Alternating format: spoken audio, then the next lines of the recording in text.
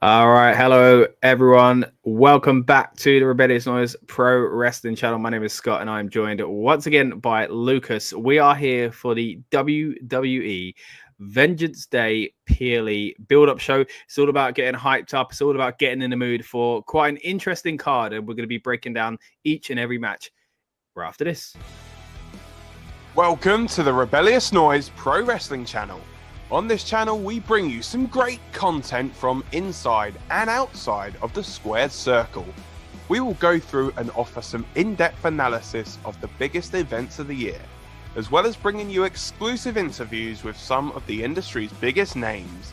There will also be live show reviews, in-depth features, and podcasts. So make sure you give that subscribe button a slam so you don't miss any of the action.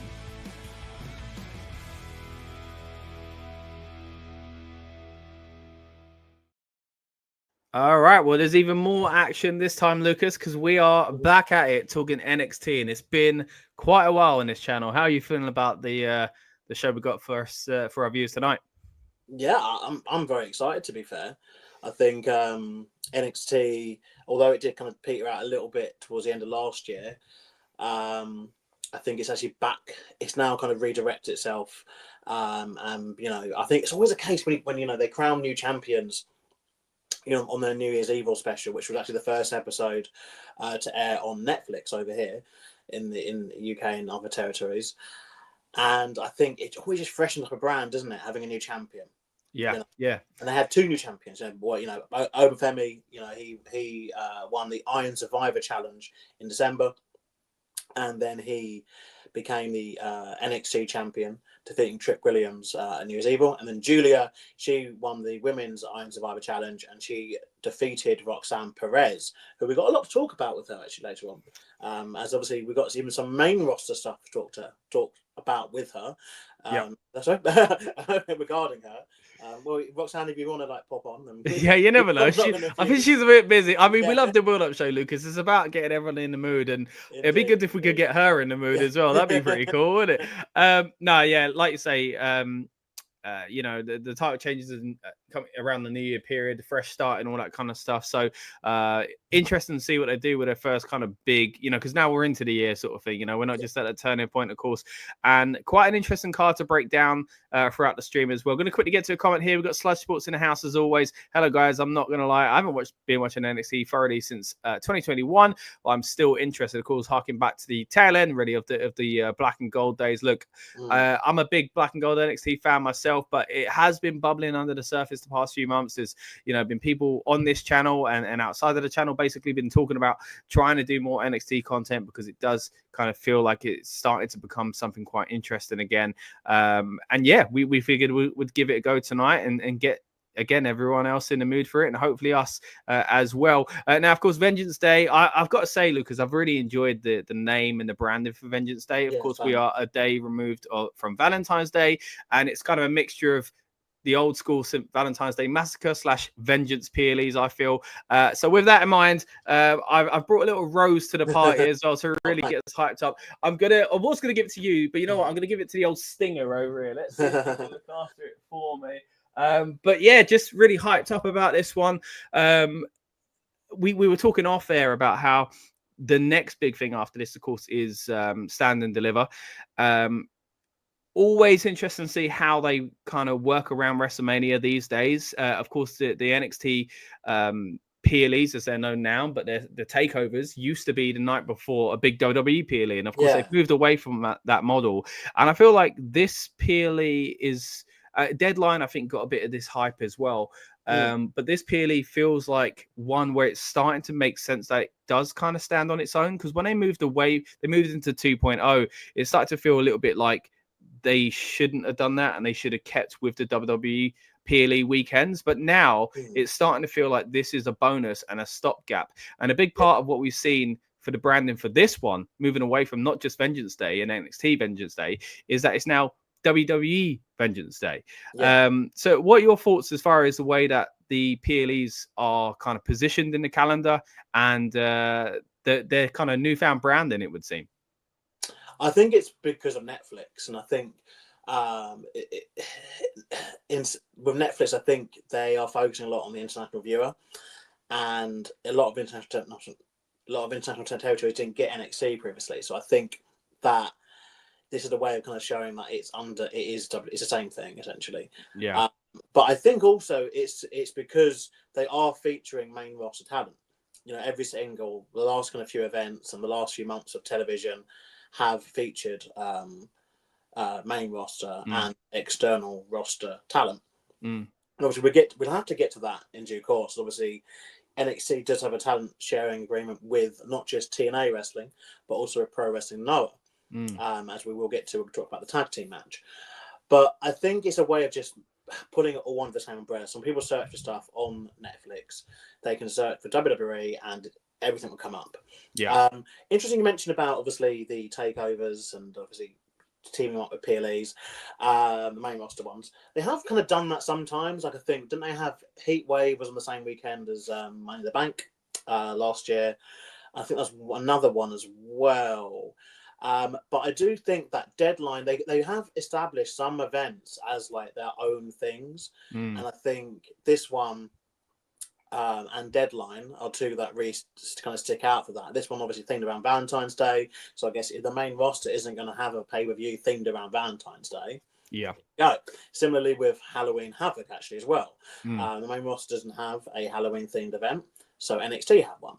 Yeah. And then Deadline obviously is now home to, I genuinely think that the concept is so good and so well done. The Iron Survivor Challenge, which obviously they do one for the men, one for the women, and they often for title shots on the New Year's Evil edition of NXT TV. New Year's Evil being a TV special, not like a PLE. But I think overall it just puts them all under the same umbrella. And I think that NXT's always kind of been like a in development kind of thing. I think it's just always going to be, it will have phases. So whether before, from the competition phase into the kind of early start when it was very FCW-esque, when, Jinder Mahal and Seth Rollins and Roman Reigns and, so on and so forth. All those guys that have been in FCW for so long were first getting their breaks. And then, obviously, the start of Black and Gold with the first, Arrival event, the first ever live wrestling on the network. Yeah. About 11 years ago now, I think, actually. Oh, I think it was scary. about February 2014, wasn't it? And through, obviously, to the takeovers that a lot of people speak, as fans we speak quite highly of, a lot of takeover moments. And then towards the end, when they eventually did actually end up as part of kind of feuding or linking to the main roster quite a lot, which culminated really in Survivor Series 2019, when obviously NXT was featured as part of the main pay-per-view card. But, we kind of had to go a detour to get here. But I think now we're kind of in the hybrid of the two. Yeah. NXT has its own identity, but obviously it's also being kind of put under the umbrella of WWE. But it's not kind of going completely out there and doing what it's not meant to be doing. I think they're still positioning the younger faces as integral parts of the brand, which is what we're seeing throughout this card. A lot of the criticism I think that NXT had in the tail of the last year was their kind of difficult use, I'd say, of some of the legends. They had obviously the problem they've had is obviously going on the road. The ticket sales for tickets for NXT are much cheaper, and they do smaller venues. But I think they are needing some star power to kind of be part of these shows. So obviously, had the ECW Arena in the 2300. And they featured, obviously, ECW stars like Rob Van Dam, Bob Ray Dudley, etc. They then had the show in St. Louis, Missouri, which featured Randy Orton taking on Javon Evans. And they've had, obviously, Bayley been going down. Charlotte Flair made an appearance a couple of weeks ago. And I think they're just trying to find, that right balance. But I think towards the end of last year, they weren't using some of these people the best they could have done. And it was just, that time Eric Bishop showed up, for example. Yeah. It just didn't make any sense. Why would Eric Bishop just care about what Trick Williams are doing? It doesn't matter. It doesn't make any sense. This is something which obviously WWE have done throughout the years. We had the, kind of awful guest host era of Raw, which led to a lot of these awkward moments where it's just like, oh, of course this person's going to show up now because because reasons. But that's what it kind of felt like from a wrestling perspective. Like, why is Eric Bischoff showing up? He's not adding anything to the product. Yeah. In this day and age, and there was no real storyline reason for him. Like in storyline, he's still like the former Raw GM, isn't he? So I think if there was like a GM dispute or something, that could be where he makes an appearance, but it kind of didn't make any sense in terms of what he's kind of been going through. But yeah, that's where we're at. I'm quite excited though, and obviously I think that this does feel like it is like the first big event for them, obviously on the network and on Netflix. Netflix, and the first PLE of 2025, and they've got, I think, quite a stacked card actually.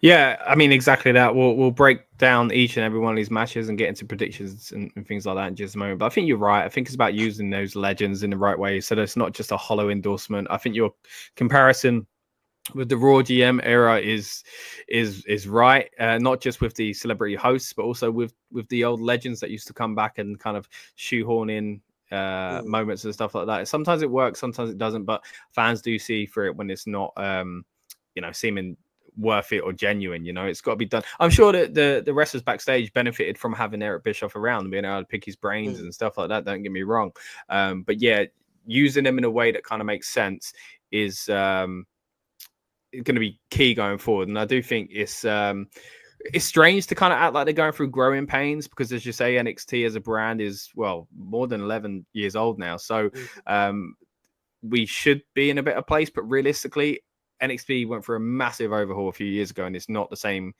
NXT it was before, and it's not even the same NXT it was 2-3 years ago. So I think you're right. They found this kind of middle ground that I do think is starting to work. The buzz is starting to pick up at the right time. As you say, we've got this big PLE tonight as well, and then going into WrestleMania again. We'll maybe touch on Stand and Deliver a little bit more later on, because that'd be quite interesting to see what they're going to do there. But let's focus on tonight's PLE. Of course, a big card to predict overall.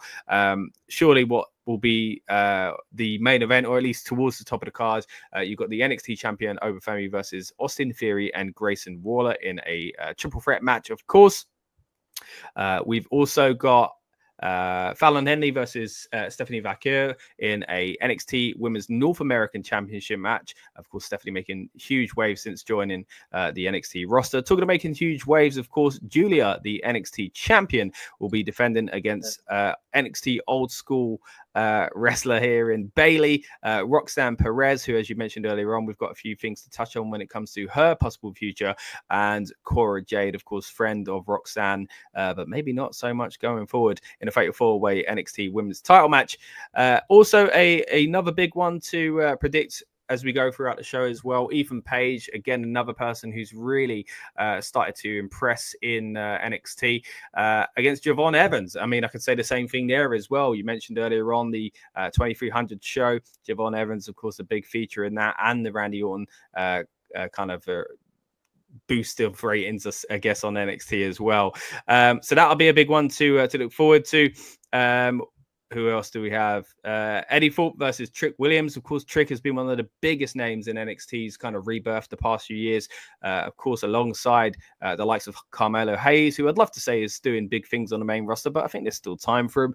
But we'll be talking about that one, of course, as well. And you've got the NXT tag titles on the line with Josh Briggs and Yoshiki Inamura going up against the team of Axiom. So again, big show. Quite interested, Lucas, that we've got 6 matches, right? Yeah. And of course, it's not Triple H's baby anymore, Shawn Michaels is. Yeah. But it still feels a bit strange to be previewing a WWE PLE, especially with the WWE branding now, and have 6 matches. But I think there's 6 matches that make sense. It doesn't feel like anything's been shoehorned onto this card. And I think especially with a name like Vengeance Day, I mean, there's a lot of storylines here where people are out for vengeance. So it kind of works in that sense as well. So yeah, what are your thoughts on the card overall and the amount of matches we've got? No, it's fine. I mean, NXT tends to have 6 matches on most of their events. They don't have to deal with as much faff as the main roster, television and PLE. I think that Shawn Michaels, he honestly deserves an award for the amount of women he managed to get on television each week. And obviously there's a lot we can be saying. Obviously, this week we sadly did see on the women's side of things on Raw and SmackDown potentially the division be taking a back step because we've had obviously both the singles champions pinned within 7 days of each other by both of them by tag team wrestlers on the most part. But anyway, I think in terms of NXT, Shawn Michaels has kind of got it. So there's always, to be fair, there's sometimes more women's storylines than men's storylines on the NXT quite often. And, a match, I think it might make the main event. I think the women's Fatal 4-Way might actually be the main event. I think particularly with the main roster star power Bayley, the fact it's a Fatal 4-Way, so it's got the most amount of people in the match anyway, and Roxanne Perez, who we have to just say is just extraordinary at this point. Like, I think, she's entered a level now where, potentially going into the main roster, obviously we saw her at the Royal Rumble. She broke Bayley's Rumble record. I will now go on record now and just say to WWE, please, let's Stop just leave that. that. Let it go. Let it go for a bit. Especially for the Rumble is, decades old, but the Women's Rumble isn't. So and I do think it was a good idea to put some of the records in there, not just as women's records, but overall Rumble's records within the women's division, match. But it's a lot at once, right? We've only had about 8 of these matches, right? And already we've got all these broken records and kind of big things. So I agree with you. I think we need, especially 2 Rumble matches on a night as well. Yes, I think especially when the PLE is now like 4.5 hours. Let's leave it there. Obviously next year we have no idea what they're going to do, as it is talked about 2-night event. But even so, it's like, come on, let's just. I think an hour and 7 minutes, wherever it was, I think that's enough. Yeah. Don't need to be seeing anymore. But yeah, she had a fantastic showing in the Rumble anyway. And she had been champion for a very long time before losing. Very long time. I think she actually won it back at Stand Deliver last year from Lyra Valkyria. Yeah. So we're talking about a personal champion for almost a year. And has already had that kind of main roster rub. We are aware that she's going to Monday Night Raw. So regardless of whether she is leaving with the NXT Women's Championship or not, she's going to Monday Night Raw on Monday, and she will be facing Raquel Rodriguez to maybe try and earn a spot in the Women's Elimination Chamber match. Yeah. So there's a lot kind of going into this. Obviously, Giulia, she debuted on NXT with much fanfare last year.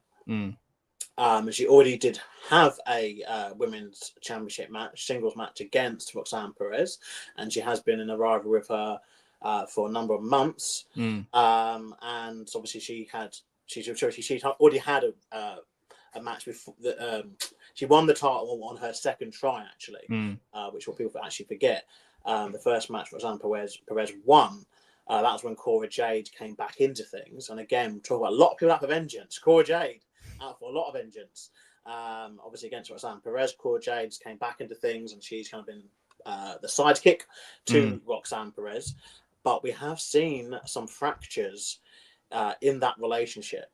And obviously a match such as a Fatal 4-Way, where it is the first woman to score a pinfall or become the champion, it does lead to these little circumstances. So, and then obviously you got Bayley. We can't factor out the fact that we have seen main roster talents such as the New Day, Dolph Ziggler, come down to NXT and win a championship.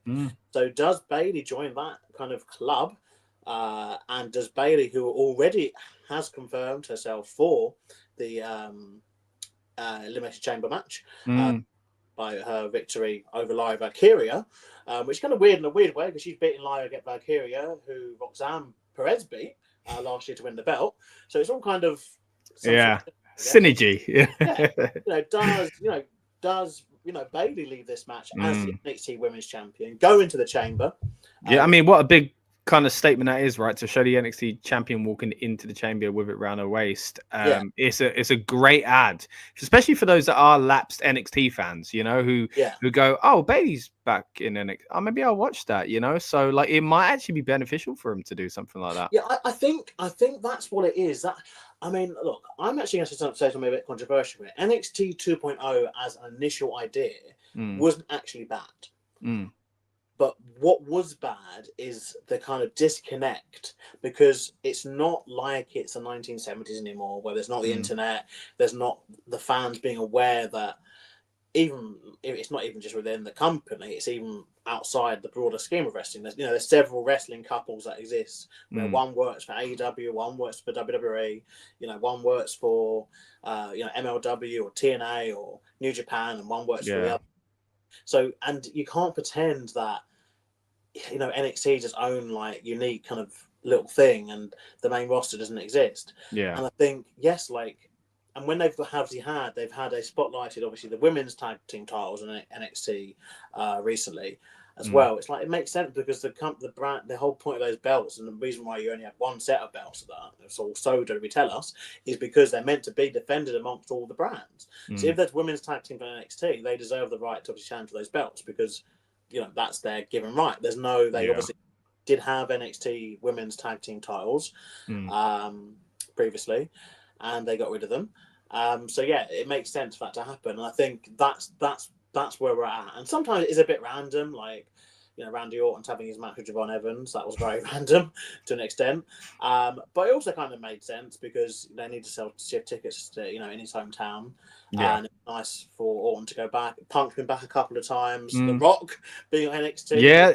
That was the biggest surprise one, because even if in the height of Black and Gold NXT, which was pretty big, even to be hearing that The Rock was going to be on that would have been huge. So yeah, it's bizarre. That, I mean, obviously his daughter's a big part of it, but yeah. I mean, they've done. Undertaker's been on there, NXT. I think Undertaker and John Cena were on the same episode, weren't they? I think. Yeah, I mean, even more so than that era. Like, I think because they did bring stars in, but it was a bit more like what they're doing with Bayley at the moment. I remember Cesaro, Tyson Kidd, and people like that being on the old NXT when it was getting going, essentially. But this time around, it has been more like just straight up legends going on there. So it's been an interesting kind of tactic to kind of draw eyes. And again, I do think Bayley holding that title will do that. I liked it when Dolph had it as well. I thought that was pretty good. I think they could have done a little more with it, if I'm honest. But I did like that. The other person that, of course, could come out with this title, as you say, if it's coming off of Giulia at least, is Cora Jade. The storyline, of course, between her and Roxanne is something to keep an eye on.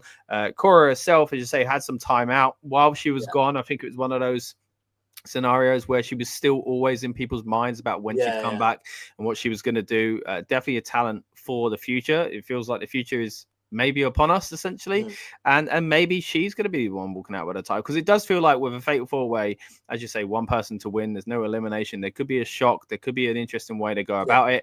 And I mentioned earlier on, could the men's title be the one main event? And I think you're right, it probably is a little bit more likely that the women's is, purely because there's more likely to be a shock in this one. And again, we'll get to the men's match later on, but I agree with you, really. I think this could main event, because there are several scenarios. I think the one that's probably the least likely is Roxanne Perez, because her going into the chamber with the NXT title is not the same as Bayley going into it with the NXT title. No disrespect to her, because she deserves to go out to the main roster, and I'm enjoying what she's doing there anyway. But this is about a fresh start and her going on a new journey. Bayley would draw those eyes in a different way, So, and of course, Giulia as well featured in the Royal Rumble herself. So they've done a good amount of cross-brand kind of promotion at the moment. If I'm going to pick a name off, I think I'm probably leaning a bit towards Cora Jade here. I think there will be a new champ. I don't know if that's just, Steiner math there of just going, oh, well, there's a 33%, whatever, but, it just feels like there will be a story coming out of this match that isn't your typical kind of, also, because basically if Giulia wins it, Roxanne goes off and Bayley goes back to the main roster, it only really leaves a possibility for Cora and Giulia going straight at it together, and that kind of, I don't know, is it? I mean, it could work. Don't get me wrong, but I don't think that's as strong of a hook, if that makes sense, to end the show on. What are your thoughts? What are you ultimately thinking as far as who would win that match? Yeah, I mean, there's always several scenarios that can happen, obviously, in a fatal four-way. But I think with this one, I don't think they're gonna. I think the one option that I think, other than Giulia, that is likely is Bayley. Like, genuinely think that's the one option that's likely. I think Cora Jade's a nice like tease and potentially in there to like take the pin. I want to say off whoever is, because I guess they don't. If Giulia is losing, they don't want her being pinned. Particularly as her title run, like I said, only began in January. So true. It's not a good look. Then obviously you don't want to get Bayley pinned before she goes onto the chamber, and you don't want to get Roxanne Perez pinned. So I think Cora Jade's kind of in there for that reason. But it's just for me who she takes the pin from. Like now, while Bayley, I really would like to see that. I do just fear that they would do that thing that they've done previously, where that belt's kind of forgotten when it's on the main roster. We've seen this previously when Dirty Dom, Sosa Cora won the belt and then went to the main roster and just went, "Oh, carry it back." I don't. Yeah, weird. Like, I think we don't need. It depends how it's going to be done. Yeah, something which I would like to see happen. I don't know whether we're going to see it this year, but if it's not this year, I think we'll see it next year. Is I do think we will see an NXT belt defended at WrestleMania, as in on the main show. But I don't know whether it's going to happen this year, but it could do. Yeah. I mean, because obviously you have to imagine that Bayley and Roxanne Perez are due a singles match, and it's a case of, is that going to be down in NXT as part of Time to Deliver? Yeah. Or is that going to be on the WrestleMania card? Or is it going to be at a later date, which I wouldn't want to see, because I think it's really kind of heated now, but we're there with it. I just fear post-Mania we may not be. But I will go. I'm going to normally have to play it safe and say I think Giulia's retaining. But I do think the Bayley one is a really good way that they could do the belt go into a main roster thing. But potentially they may have already answered the question of, well, we don't want to take the belt away from NXT for what could be like 6 weeks, 7 weeks. Yeah. Particularly with, like I said, that women's division being as strong as it is. But then they could also look at the fact that, well, we've got a strong women's division. We've got a strong, when talking about the women's North American title match. Yeah. So we've got women's tag teams, we've got other rivalries in division. Like, is that enough to kind of hold us to stand and deliver from the women's side of things? And potentially they could have, because again, they've got the women's mid-card belts on the main roster as well. Like, potentially one of those come over. Do you know what I mean? There's lots of questions here. Yeah. But that's something I guess they maybe have to think about. But I would just play it safe and say Giulia retaining. Okay, yeah. I mean, that's the interesting thing about this match. And, this is what WWE like when it comes to Fatal 4-Ways. It doesn't always work out this way because it feels obvious sometimes. But this is a match where I think there are several different possibilities. All quite interesting to see how they go with that possibility after this point, not just a moment at the end of the night.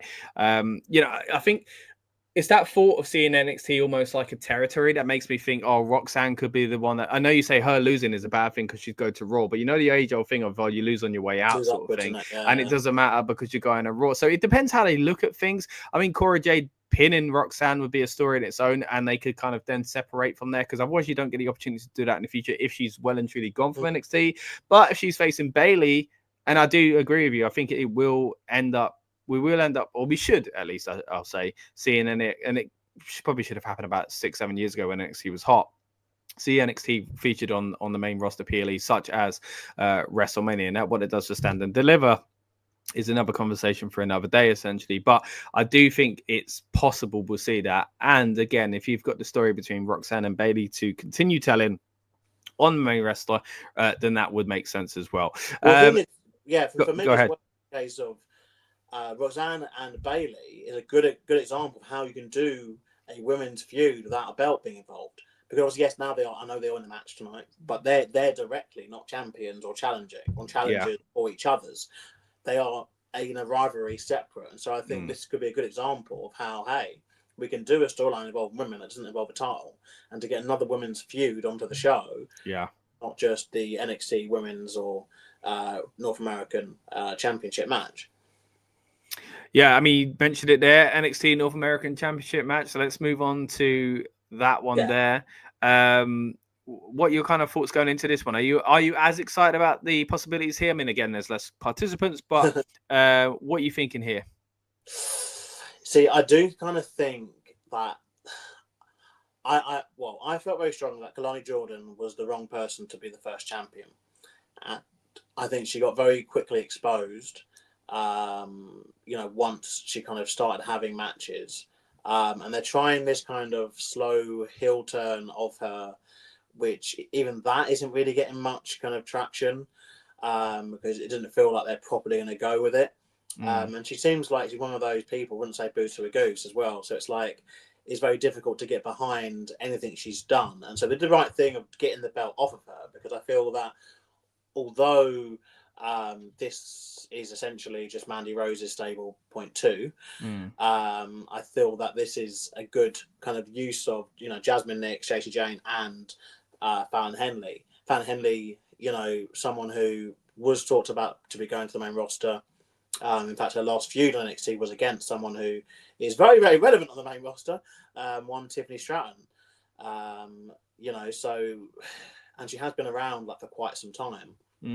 So then you got Stephanie Vaquer, who obviously last year did kind of something which Tony Khan should have seen coming. We don't give someone a contract. She took Tony Khan's money, and a month later went, "Thank you very much, but I'm going to WWE now."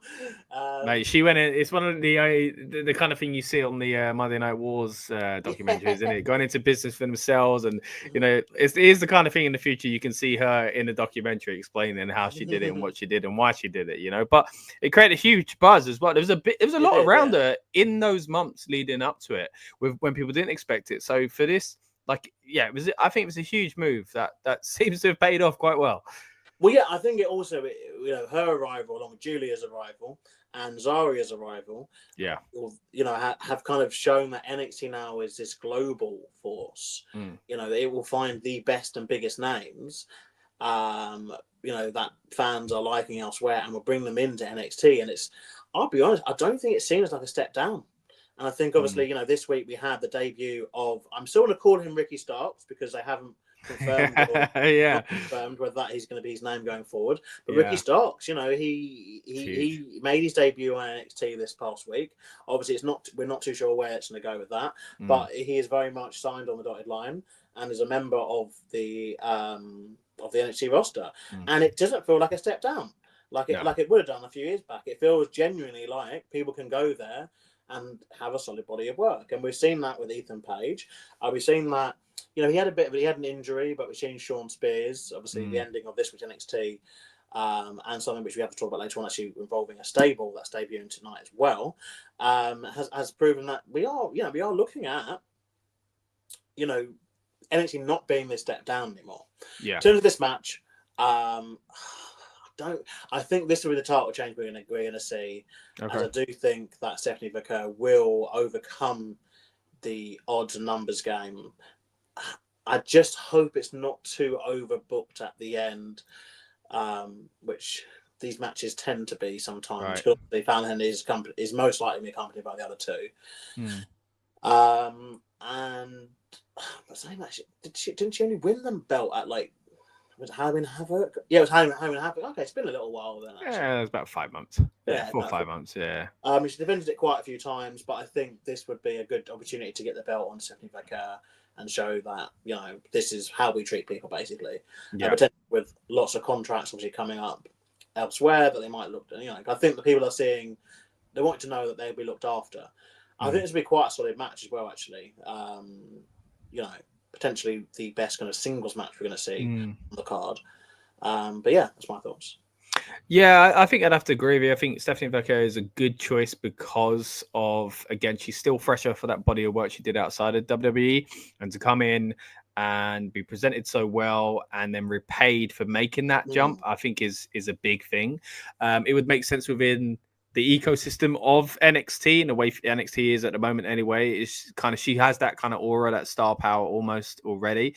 And I think what you said about, things not feeling like a step down, that was always a discussion back in the day of NXT as well. And it certainly was a few years ago, or would have felt that way a few years ago with the 2.0 stuff. But again, I think this is a perfect example of showing how this NXT has kind of morphed into a hybrid of the kind of two main eras of NXT, if you will, where it is a developmental, clearly, but there are stars from around the world that are signing and coming in here. You know, remember it used to be that kind of, oh, do you reckon AJ would actually go to NXT? Isn't that a downgrade? Even when NXT was hot, it was like, would AJ Styles do that? You know, you had Nakamura, Bobby Roode, and people like that. Now it kind of makes sense because these people coming in, while they have a buzz around them, they've still not done or got the body of work that an AJ Styles or Bobby Roode had at that time, or a Nakamura. So it's, and you know, Ricky Starks is a great example as well. Ethan Page, bringing these people in with a bit of hype around them is great. And they've done some great business, you know, bringing in, as you say, Ricky Starks recently to just, and I think they alluded to it in kind of his little promo as well of like, you know who I am. It reminded me of Razor Ramon or Scott Hall showing up in WCW with a similar kind of issue of like, I can't say my name for whatever reason, whatever WWE decide to do with it, it'll be interesting anyway. But it reminded me of that in the sense that kind of it was done so quickly. Like it was announced like the day before that he was officially gone. I think it was about a day before, and all of a sudden he was showing up, and it was like, this is good business. Like, I mean, look, the writing was on the wall. We've all seen it coming for a long, long time. He'd probably show up there. But the fact that they just went, yeah, boom, this is it. It makes NXT look like the place to be. Moving back to this match, though, again, with that in mind, I think giving it to Stephanie is going to be the right call. And be interested to see how they kind of move ahead within this kind of mid-card range of the women's roster. Because as you say, it's a stacked roster anyway. And here's potential for a big women's, because I mean, there is a scenario where she comes in and goes after the world title, is what I'm saying, goes after the NXT title anyway. So if Stephanie's holding it, she's a good kind of placeholder for if the NXT title isn't. Well, this is the thing, so they have teased a few times her and Giulia going at it. And they teased it previously when Roxanne Perez was still champion. They were both fighting for that contendership, and obviously in the Iron Survivor Challenge, Stephanie Vaquer was a part of it. So they have teased it, and they haven't done the singles match. And I don't know when this simple booking of champion versus champion at Stand and Deliver is something which happens. But or even if the title's not there, you know, as you said, if Bayley takes that away, then this steps up to be kind of the main title for a bit. Yeah, exactly. So there is some possibilities there for sure. But I do think there's more options with Vaquer as champion, because even if they go the default thing of, okay, well, right now she's got a feud against, you know, got to give obviously Fallon Henley a rematch, and then you got JC Jack, got Jasmine Nix, you got three people there straight away to have matches with. Even if they burn that on TV, you've still got the fact of Giulia, Zarya, Sol Ruka, Connie Jordan, if they finish a villain turn. Wendy Wu disappeared again. Wendy Chu's disappeared again. So maybe she'll come back. So there's quite a few women who are kind of bubbling under that could, you know, even if, like I said, if Vaquer, like, you know, obviously with Vaquer and with Giulia, English not being their first language, it does mean that a lot of our connection to them has to come from the ring action. Stephanie Vaquer's Instagram, if people know what I'm talking about. She likes to get, based on SmackDown, I don't know what it is before SmackDown, she always sends something on something a bit not PG on but yeah, I think end of the day, like, we have to obviously connect with them for what they do in the ring. So I think something as simple that they could do is just have her do the open challenge thing, and just be like, you know, she wants to be the best woman North American champion, belt on the line every week. It doesn't have to be anything like, she doesn't have to come out and do these long 15-20 minute opening promos. It needs to be simple. She's a champion, she wants to fight everyone, and that way you give other women the opportunity that obviously they may not get otherwise. But even if they don't do that, like I said, there's plenty of women who are kind of in that bubble and in that talking point to be getting a title shot. And they put the women a lot, like I said, in the East W Arena, they had the women's main event. It was a 5-on-5 tag. They've had women's battle royals that have had, you know, 20 women in, and you're watching it going, you know what, actually, about 5 or 6 of these women could actually win. You know, you're not watching, like, you know, sometimes in the main roster, you watch about a Raw and you go, I think like 2 guys that could win. 2 women that could win. You know, like, it's her or her, isn't it? Let's be real. But we've been able to see, like, actually, there's actually a huge roster here. Yeah, and I think because they're all on the same playing field, they've all come in at a similar kind of time, and you know, the future is interesting for them as far as is the future here or is it moving on to the main roster. So it does create this element of kind of, I guess, a bit more like anything can happen because there are scenarios, and like then even like the backstage feeling of things. Like, obviously, you get on the main roster as well. How do people view this person? Are we seeing it the same way they're being presented? Is it for a certain reason? But when they are kind of in again what is still a bit of a developmental brand, there's always that thought of like, oh, are they going to do this because they think they need nurturing in this way? Are they being held back in a way to kind of support them or help them grow in another way? So there are always these factors essentially that I do think in the NXT roster, you know, creates that element of kind of not knowing what's going to happen next, essentially. So yeah, I agree with you. It could be one of the matches of the night. Something to look forward to, and yeah, really could help propel that NXT roster, women's roster, further forward. As if the main event that we've already touched on for the women's title isn't going to do that as well. Let's move on to our next match, though. Let's talk a little bit about Ethan Page versus Javon Evans. Of course, we saw the brutal attack from Ethan Page on Javon. The whole I love a steel chair spot with the this time sometimes on the leg, you know, breaking the ankle, but this time around the jaw and all that kind of stuff as well. You got the fighting champion, not champion, but you know what I'm saying, the fighting character being like, you know, I'm gonna risk it and kind of slightly move away from doctor's orders and all this kind of storyline. The typical stuff. It's an age-old story, but it works. So hey, let's do it. Javon is very over at the moment, not just with the crowd, but I think clearly with backstage. You know, we've touched on the kind of the rub essentially he's had lately from some of the legends and stuff like that as well. But at the same time, Ethan, big few kind of moments in NXT already as well. So where does he go? Does he kind of springboard back towards the top of the card, or is this a situation where Javon starts moving forward? So what are your thoughts with this match as far as the way the feud's been presented, and ultimately who do you think is moving forward on this one? So yeah, Ethan Page, you know, had a fantastic kind of debut, kind of 6 months or so. You know, debuted, won an NXT title very, very quickly.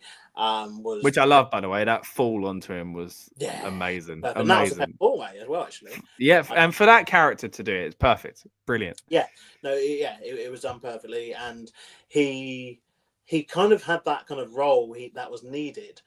In a weird way, he actually was a traditional champion, is what people don't realise, because they needed the belt on him to then give Trick Williams the big win when they came to the premiere on the CW, you know, in October, and so they needed it on him, and he did a very, very, very good job as champion. I felt of being that guy. He then obviously lost the belt. He's then lost rematches and other opportunities at that championship. Yeah. And we've seen the character turn into what he's become now. And they teased him obviously having a babyface turn before he snapped and beat up Javon. And I thought it was all done very, very brilliantly. And the good thing about NXT is, unlike some of the frustrations I have with the main roster, NXT kind of doesn't rush through things, but it gets to things a bit quicker. I think with some stuff on the main roster, it can be like someone attacks like the Jade Cargill thing. It's going on forever. Yeah. It just gets. Well, even the Rhea Ripley, as much as I love her and enjoyed some of the things we saw, but the Rhea Ripley Liv Morgan feud went on for about 16 years. You know, yeah, still going on now. I think.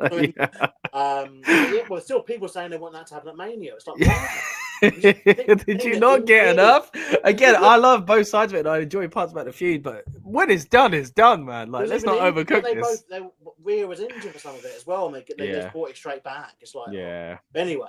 But you're right. It doesn't really happen to say. A bit quicker. Yeah, and I think that's what we're seeing here. Like, this is one of those, and I don't think it's done in a rushed way, but I think it's one of those where they kind of slowly had decided this is where they were going. Yeah, and now at the match. It does feel like this might not be the first match, though. This might not be the first match we're going to see. It doesn't feel like this is going to end anything. I get a feeling. Obviously, Javon Evans, look, a brilliant talent. He's only, I still can't believe he's like 2021, isn't he? It's ridiculous. Wow. It's, you know, there's always stats about him that come out because, you know, I think when he faced Randy Orton, he was born after Randy Orton debuted on the main roster. Man. I think he was even born just after Randy Orton became world champion. I was going to say that would be around. Yeah, there's a possibility that's the case. He is criminally young. It's Javon Evans, but he's criminally talented. And yeah, I know the match of Orton, you know, sadly they messed up their, you know, arc out of nowhere spot, which, you know, it happens. And Randy Orton, like, all the props in the world, like Randy Orton 10 years ago would have chewed him out for that, but the Randy Orton that we're dealing with now is much different and more respectful, and understood. Look, this kid in the day, that was to him the biggest chance that he ever had. Yeah. And the old regime and the way it was kind of drummed into people, you know, if you mess up, like, that could be it. And while that, you know, is still somewhat the case because it's wrestling end of the day, I do think, okay, they're giving him this feud now and this rivalry. It's still something big, something to think he's, you pardon the pun, sink his teeth into, which is probably what he couldn't do for a few weeks because Ethan Page started to bust his jaw. And as much as, look, I know there'll be some people, maybe in the comments or people watch and go, see it and go, oh, it's obviously fake, like, you know. I don't care. Like, you know, for me, I just think, I just love all this. I just think it's such old school kind of story. Yeah, 100%. Well, it's the kind of thing, it's like where we know what it is, like, because it'd be insane if they did it for real, like, but it's fine. Like, it's a well-used spot. I thought it was executed well. Like, the visual that splurting out of his mouth. like, yeah, why not, man? Like, if we're doing those weird, you know, things we've done in the past, then we can do that as well. Who was in some sort of kind of tag team kind of buddy relationship with Javon Evans, and I guess they use that as a way to write him out. As obviously Cedric hasn't been released, but we've seen he's done that attack to Cedric Alexander as well with a toolbox. So we're at the stage now where, okay, we've seen this side and Javon's done the whole going against Doc Order, they've done babyface stuff. And this is where I think the match is going to fall apart. Not fall apart, but isn't in a bad way, but fall. This is where I think the crux is going to happen. Javon Evans has obviously gone against Doctor's advice, and he's young, he's a rookie. Yeah. He's going against, again, we forget, because of obviously this NXT kind of thing, we forget Ethan Page is a very, very experienced professional wrestler. Yeah. You know, over many years in TNA and other companies. And I feel that this is where it's going to come to head. And I don't know whether they're going to do like he can't continue, doctors, all that palaver. They may do that, as that could then be used as a crux to kind of further the story. Because remember, after this, we've got to go about 8 weeks now until Stand and Deliver. So, you know, giving one of the competitors a couple of weeks off might not be a bad idea to kind of, you know, focus on other stories and allow this story to have the time to sink in. Or whether we do, you know, Javon is not able to do some of his offense, and Ethan Page, obviously being Ethan, is able to kind of counter that or get the kind of cheap win. Yeah. And leave this one as the victor. And I think the bigger stage and probably some sort of gimmick match that will happen at Stand and Deliver will involve a rematch between these two, where Javon will win. So I will go with Ethan Page winning tonight. Even if they do the stoppage, I'll still say it'll be a win for Ethan. Even if it is like Ethan uses a chair and it's DQ or whatever, I think it will still be that visual of Ethan Page kind of standing over Javon Evans. Or Javon Evans getting carted off. I still think that would favour Ethan Page. And obviously that allows Ethan to be on NXT for the next kind of couple of weeks, get some wins over people, keep the kind of angle going while Javon's not there. Yeah. And that would be a strong way of doing it, I feel. Yeah, I agree, actually. I mean, like you say, if it's about 8 weeks out to what is essentially their WrestleMania, because it's on WrestleMania weekend, then there's going to be some big matches. It'd be interesting to see how many of these feuds do carry over into that. And there are a lot of possibilities within some of these matches already. But yeah, like you say, if Javon goes away, and again, it could either be, as you say, the kind of referee stoppage type thing, or it could be, I came up short, I should have, you know, and I am battered, and next time I'll learn from this. But he's not massively taken out, or he could just be destroyed, and it's kind of, you know, as you say, like a stoppage or something like that. So there's a few ways they can basically get the same thing. You can get the same result by doing it in different ways, and ultimately lead to what could be a big rematch at on WrestleMania weekend. So yeah, I go with the same as you. Really, I think Ethan Page winning this one makes sense. And yeah, it gives the feud a bit of time to breathe, and as you say, kind of build up Ethan in a different way, and then ultimately you get the return, and returns are some of the best things in wrestling, right? It's one of the things we all love. So yeah, looking forward to that one and seeing how it does play out. Let's move on to another singles match, though. We've got Trick Williams going up against Eddie Thorpe. A similar match as well, in the kind of sense that it's kind of, I guess, got a brutal element to it. This one, of course, is the strap match as well. Always intrigues me as to why they choose certain stipulations. So yeah, not 100% sure with this one, because usually strap matches are held for, I guess, feuds that are kind of last resort in a blood feud, and it's maybe sometimes a main event match or something like that. So for it to kind of be, because it's interesting, it'll be interesting to see where this is on the card as well.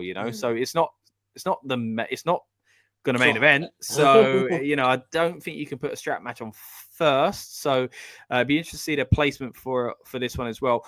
Trick Williams, of course, is one of those names that I think if you look to the NXT roster and you're wondering, all right, who's moving on, who's going next, Trick Williams is a name that's been there for quite some time.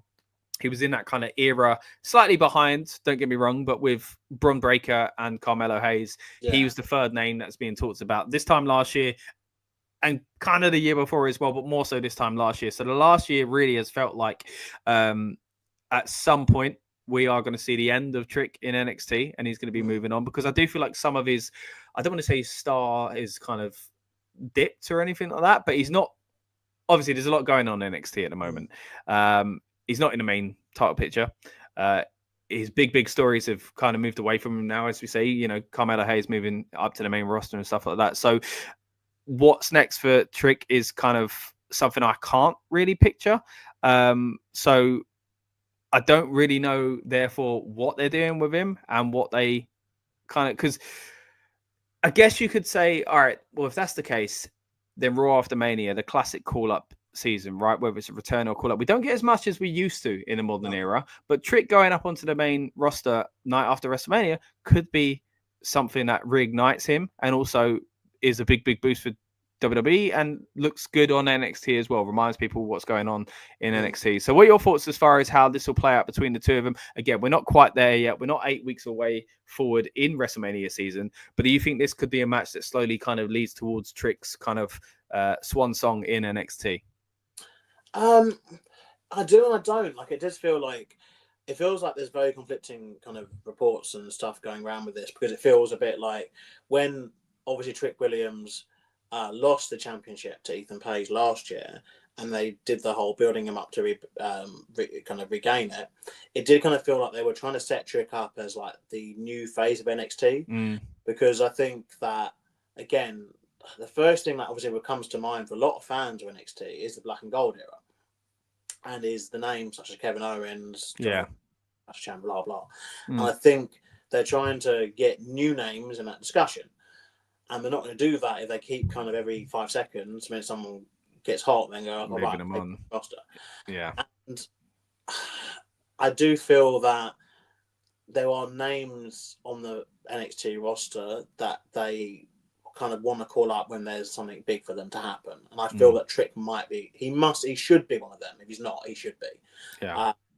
He is, in my opinion, along with a handful of people in NXT, like a once a generational kind of talent, where he's organically over with that audience, and that could spread further. At one point, I think last year, I did say I would love to have him in the Money in the Bank ladder match.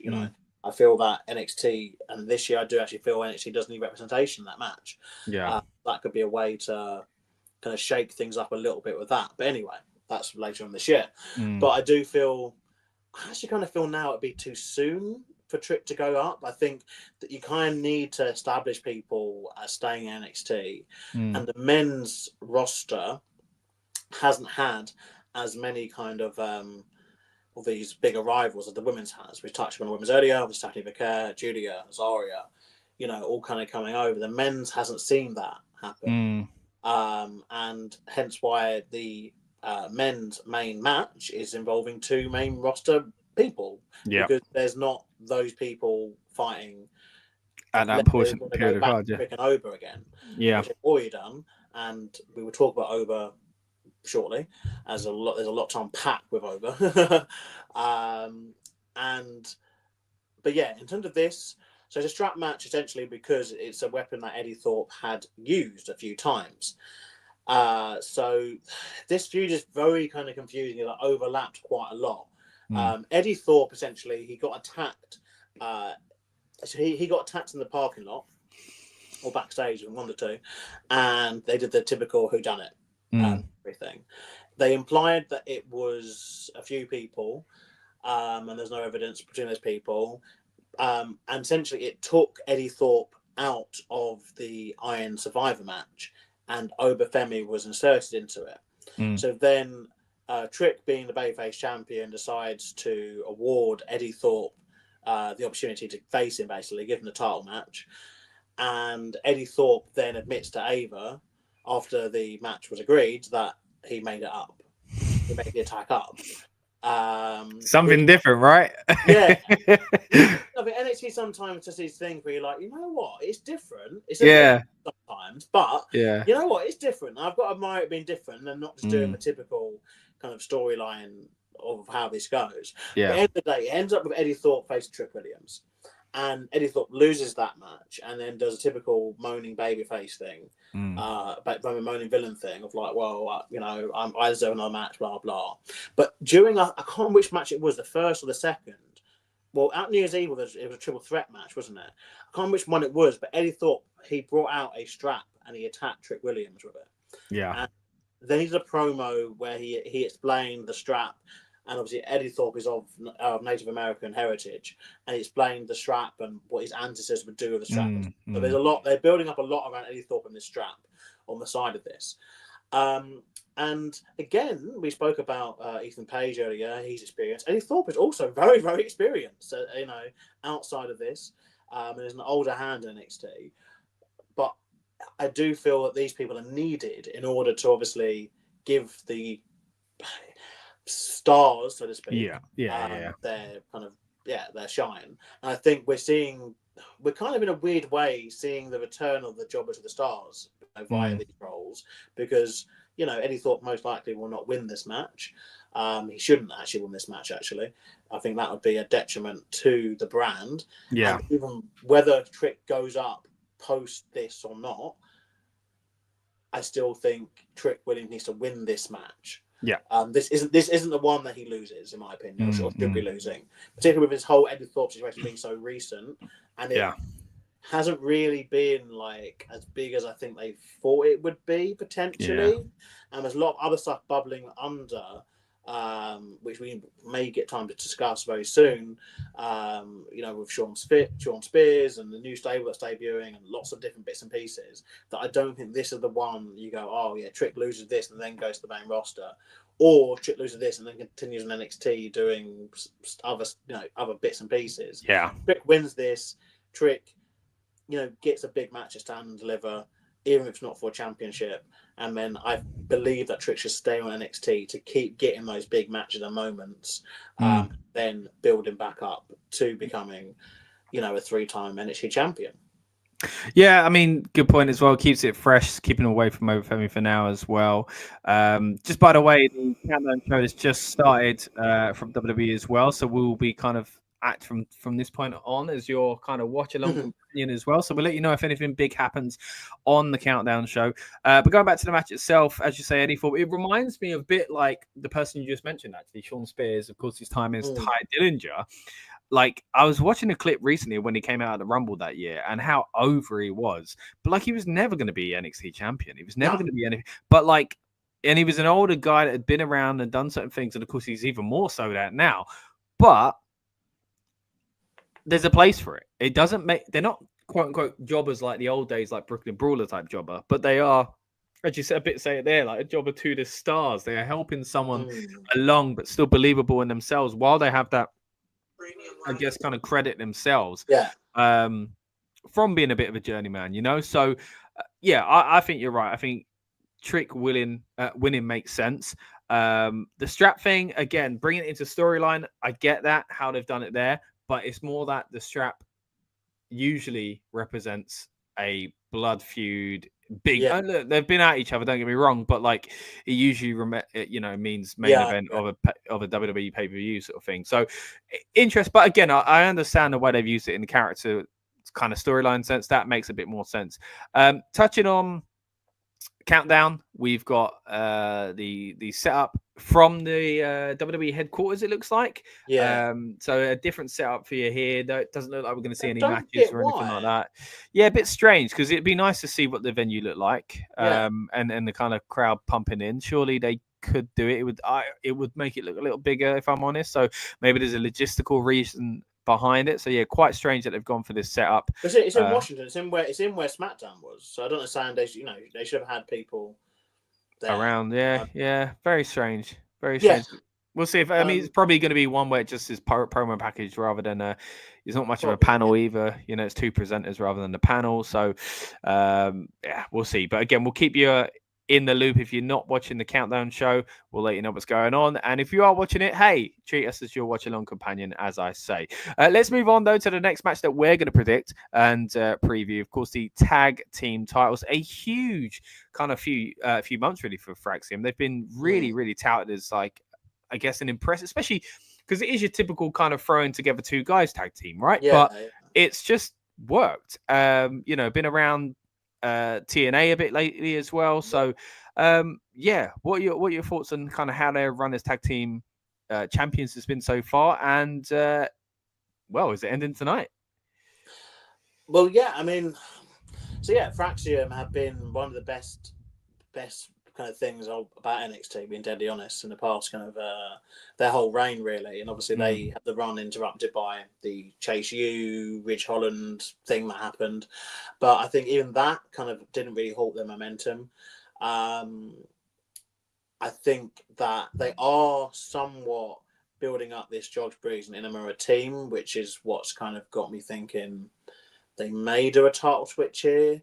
Though I don't think it would be favourable with the audience. I don't think in the right way. I think that Axiom are still mega over, and they haven't really established what this Inamura and Josh Briggs can do as a team. Right. Obviously, Josh Briggs, he was in a tag team previously with Jensen, wasn't he?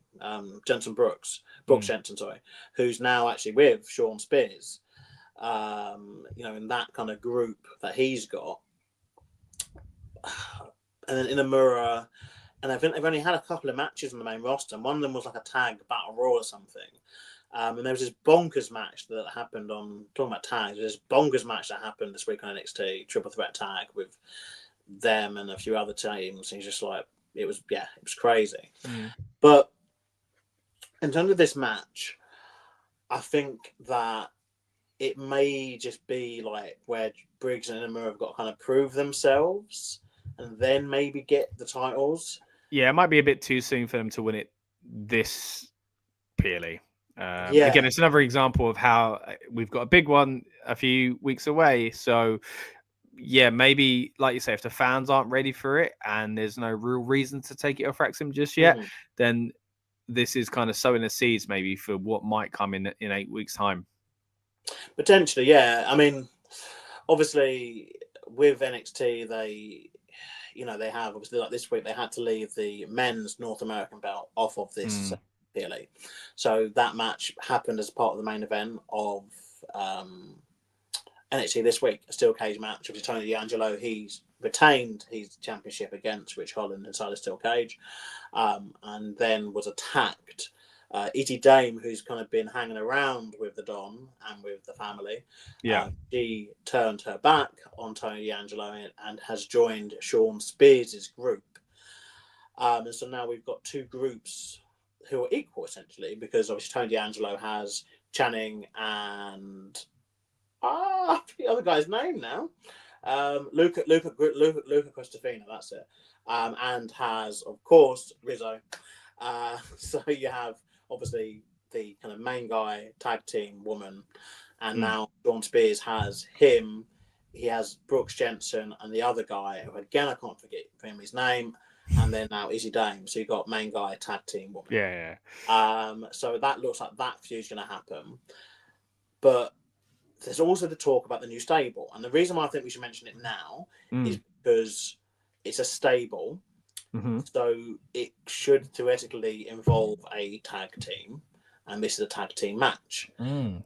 Do we see this stable making an appearance here? And this is where I've now got to think of what I said earlier. Obviously, talking about John Evans and Ethan Page, maybe having a non-finish. But maybe that's where they don't do the non-finish idea. They do the whole Ethan Page wins, and then, that's still that. But this maybe is the match they do it at. They showcase a lot of tag teams being hungry as well, like for these tag belts. So there's even an opportunity where we have other tag teams get involved in this. But even in the absence of all of that, I would go with a title retention for Fraxium. Although I could see them doing the hop, I just think it'll be crickets. And I think, particularly, the stories about Triple H being upset about DIY's, reception at the Royal Rumble. Hopefully, if that's in the back of their mind, you don't want to go on your development roster from people who, the crowd loved them that over. Yeah. Like, they're cool. Like, masked wrestlers will always be cool. Like, it's one of those things. And just keep them on them. Like, I think this would be a very silly change to do. Though it would, by doing so, would then kind of change the tag division, because I think that they'd Fraxium have kind of had the thing where they're kind of like, they're kind of like trying to one up each other almost. They're kind of in a friendly kind of competition with each other. And it did seem at one point they were flirting with them kind of splitting up, but it seemed like that kind of subsided. I think, absolutely, so it should. They were doing a typical thing where, one of them would have a singles match before the tag team match. They've done double on shows and all that kind of stuff. Yeah. But I think there's actually a bit more for them to do even in TNA as well, isn't it? As well, like loads of tag teams they could face there. Yeah. So I think, I reckon they could just have a really fun month with the belt still, between the tag teams that are on NXT, the tag teams on TNA, and even if they want to, I'll put it again, it's Mania season.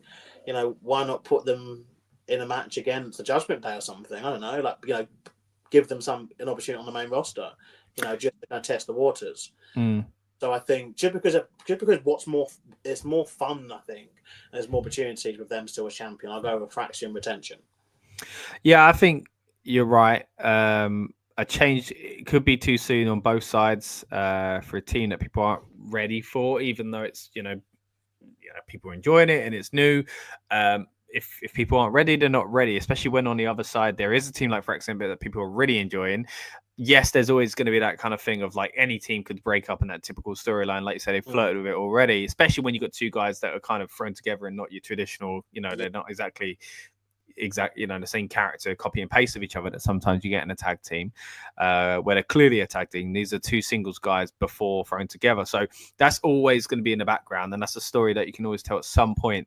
And maybe they were thinking about doing that. And then they've realized, hold on a minute, we've maybe got something here that we can run a little bit longer with. And I guess it all depends on the perception of NXT as well, because you might be running a certain storyline, and then if viewership changes on NXT, or as we've mentioned, NXT moving to Netflix globally, at least in many global markets, including here for us in the UK, then it's a time that people are going to get into it. You've got WrestleMania season coming up, so suddenly plans may start to change where you're like, well, we've had them together for a while, and this is a typical story we're going to go with, and we penciled in this period for this natural progression of the story. But you got to move with the vibe of what's going on, not just within the show and kind of people's performances, but also external factors like people tuning in a new way and tuning in more, and the season you're about to hop into. So it is possible that they do kind of listen to those kind of metrics, as you say, then opening up the TNA thing, which they were working together a few months ago, but not to the degree of what they're doing now, but they've outwardly said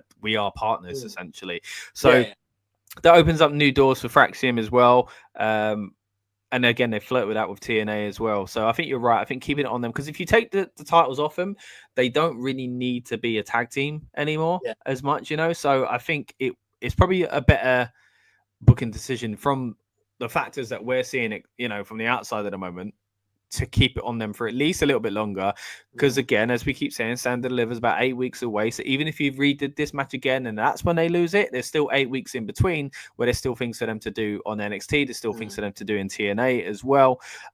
Or, you know, as many of these feuds do, they could go on even longer to PLE beyond that as well. So maybe that's not what, because you can't have every big feud end. Well, didn't they also announce this week, talking about TNA, they announced obviously that TNA will be going to Vegas, won't they? In the week of Thursday, I believe. Oh, what show is it? No, not Explosion. Explosion. It's 2002. Yeah, sorry. TNA Las Vegas. Let's just get this. Sorry, guys. Is it one of the PLEs though? Because I saw they announced the PLE recently. TNA Unbreakable. That's it. Yeah, Unbreakable. That's it. Yeah. Because it makes me think. It's going to be Samoa Joe versus Kurt Angle. Was that out Unbreakable? That was Yeah. Yeah. So that's on April 17th, which is a Thursday, isn't it? Which is a Thursday. Right. Night. Okay. Yeah. And so you could. So just before WrestleMania. Yeah. Wow. So you've got. I mean. Yeah. Right. Yeah. We will have to obviously. This is obviously going to be for them, but we are looking at like a week now of just stuff. And wow. Yeah, because obviously, you have Thursday with TNA being there. They haven't announced where NXT will be that week, but it would make sense really if NXT just finds a venue on the Wednesday, surely. Yeah. Wednesday.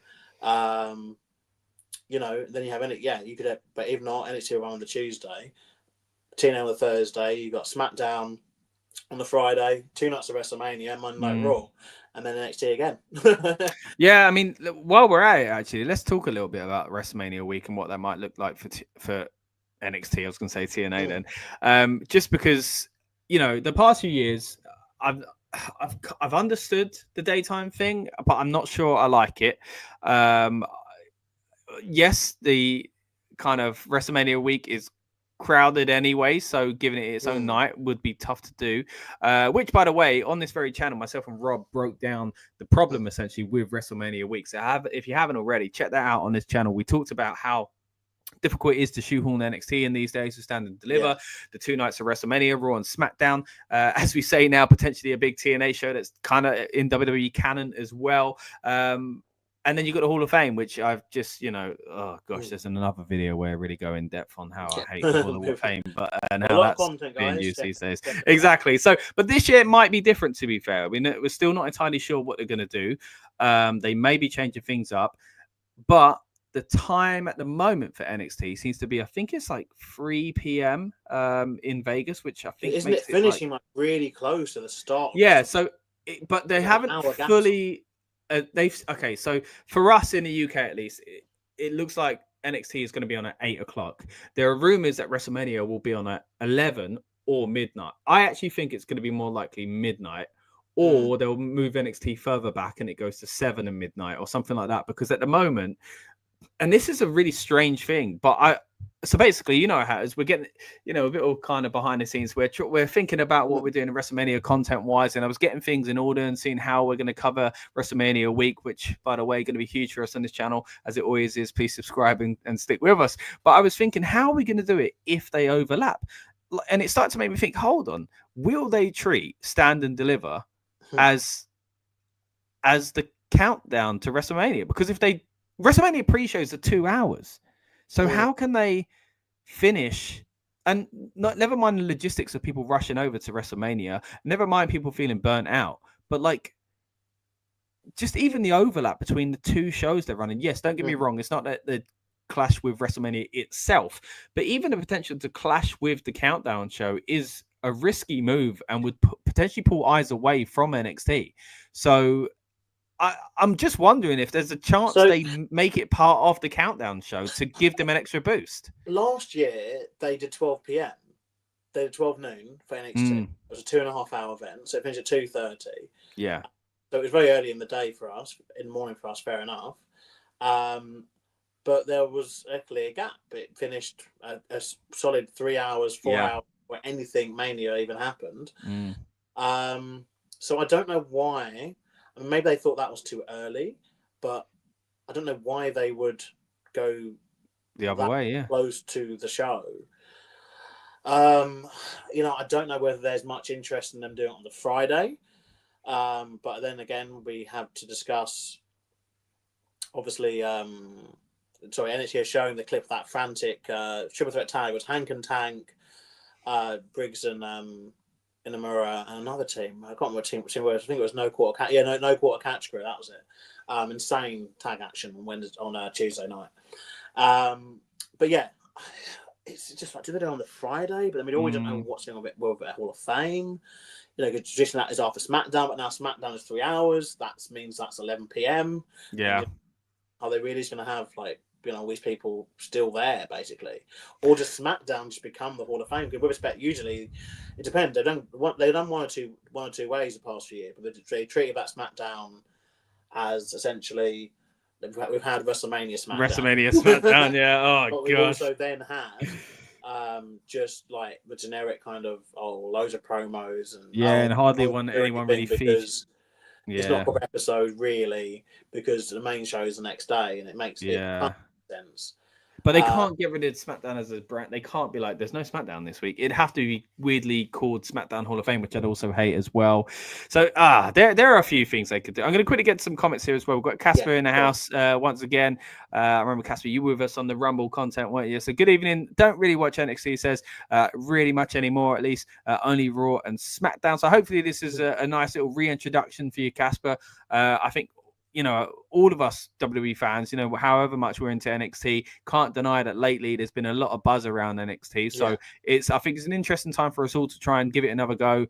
If you haven't been watching lately, it does seem like a cool card. You probably heard of some of the names in the background. Because it's undeniable hearing names. I feel like Trick Williams, you're always hearing things about Trick, Cora, Jade, and Roxanne, Perez, who we're going to see featured heavily tonight, of course, as well. So hopefully this will help you get in the mood, buddy. That's what we're here for on the build-up show. So let's move on to your next comment. It said, I'm glad about the PLE on Saturday now, and love the 2-night WrestleMania on both nights, Saturday and Sunday. Yeah, I think the 2-night WrestleMania thing is great. I weren't sure about it at first. But now I want the Rumble to be 2 nights. I want SummerSlam to be 2 nights. I'm all in on 2 nights essentially. I didn't think it would work because the Wrestle Kingdom, I think, struggled with 2 nights. They've even changed how they've done it this year. Yet they had the AEW kind of heavy show instead to go instead of night 1, night 2. They spread it over a week as well. So I think it's been a success, but the only issue it does create is as we mentioned a moment ago, this kind of manic week where WrestleMania weekend, as they used to call it, remember those days, was hard on a wallet. It was hard on fans watching at home. It's hard for fans out in the city as well, because you wanted to kind of see a bit of where you've gone to visit and tourism and whatever else. And then it turned into WrestleMania week, and that made it difficult as well. And NXT was justifiable. You're like, how can I miss NXT? It's so hot at the moment. And now, like, even if they have, because let's be honest, NXT kind of got demoted by being a daytime show on Saturday. Now it's starting to feel like it deserves its own breathing space. And weirdly enough, as we've said, they've kind of squished it closer to WrestleMania. So again, I genuinely think there's a chance they use the Countdown show as a tool to promote NXT. Like, I don't know. I really don't know. It's going to be interesting. Because they seem to like these Countdown shows, don't they? They do, yeah. They seem to really like these Countdown shows. I mean, I'm hoping it's not going to be the case, because obviously we've been so blessed with these 11 p.m. starts. Not quite on the level of Saudi shows in terms of start time. Yeah, it's usually about 6-ish, right? 5 or 6. That so good for us over here in the UK. Australia, when it was it like 10:30, 11 o'clock on a Saturday morning? Yeah. Wake up, have your breakfast, still in your pajamas, and watch the show. Yeah. Yeah, it still remains the only show that I've ordered breakfast from Just Eat to watch. Nice. Other food delivery options. Of course. Yeah. Which, by the way, guys, if you're new here on the channel, the build-up show, as we keep saying, is to get everyone hyped up and in the mood. And you'll notice our stream here a little bit more relaxed. We've got roses in the background, and we do talk about our PLE, our PLE snacks and stuff like that. So if you've got anything you're having tonight, anything you're cooking, let us know in the chat what your PLE routine is. Would love to hear it as well. Let's move back into, of course, the subject at hand, Lucas. Let's move back into I was going to say Valentine's Day. We've missed that. Let's move back into Vengeance Day itself. Kind of wrapping up what we were talking about earlier on. It seems like we both think that the titles probably should and maybe will stay on for Axiom as well. The only match we haven't really predicted just yet. And again, we'd love to hear your thoughts in the comments, guys, what you think is going to happen tonight, what you're looking forward to. But let's move on to something we haven't really touched on, other than the participants and what that might mean. We've got Grayson Waller and we've got Austin Theory going up against, it looks like a 2-on-1, doesn't it? Going up against Oba Femi for the NXT title. Now, this one does, to me, feel like just couldn't be clearer who's going to win it, which I think is another reason why it probably shouldn't go on as, the last spot.